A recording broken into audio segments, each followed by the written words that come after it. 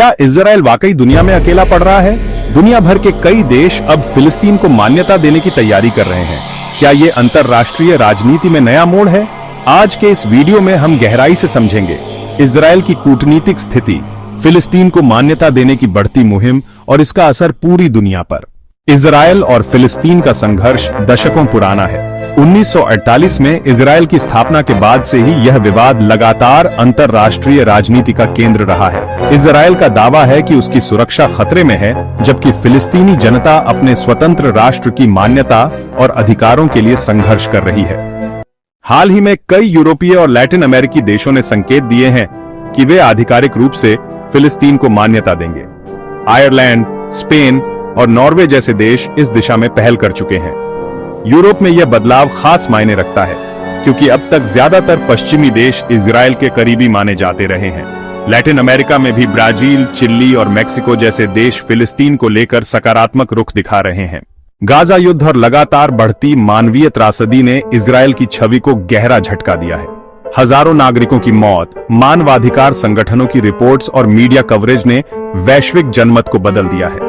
अब केवल अरब और मुस्लिम देश ही नहीं, बल्कि पश्चिमी लोकतंत्र भी सवाल उठा रहे हैं कि क्या इजराइल अंतर्राष्ट्रीय कानून का उल्लंघन कर रहा है। हालांकि अमेरिका अब भी इजराइल का सबसे बड़ा सहयोगी है, लेकिन वहां भी समाज दो हिस्सों में बंट चुका है। युवा पीढ़ी और कई विश्वविद्यालयों में फिलिस्तीन के समर्थन में बड़े प्रदर्शन हो रहे हैं। डेमोक्रेटिक पार्टी के अंदर भी यह मुद्दा गंभीर बहस का कारण बन रहा है। अगर अमेरिका का रवैया बदलता है तो इजराइल के लिए हालात और मुश्किल हो सकते हैं। अरब और मुस्लिम देशों की भूमिका पहले से ही फिलिस्तीन के पक्ष में रही है, लेकिन अब सऊदी अरब, यूएई और तुर्की जैसे बड़े खिलाड़ी भी दबाव में आ गए हैं।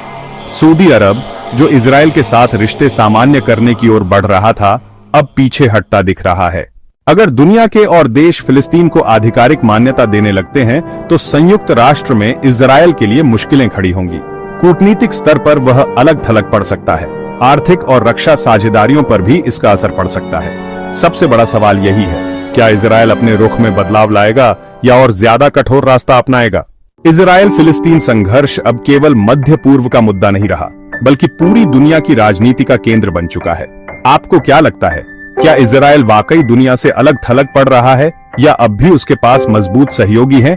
अपने विचार हमें कमेंट में जरूर बताइए। वीडियो अच्छा लगा हो तो लाइक और शेयर करें और चैनल को सब्सक्राइब करना ना भूलें।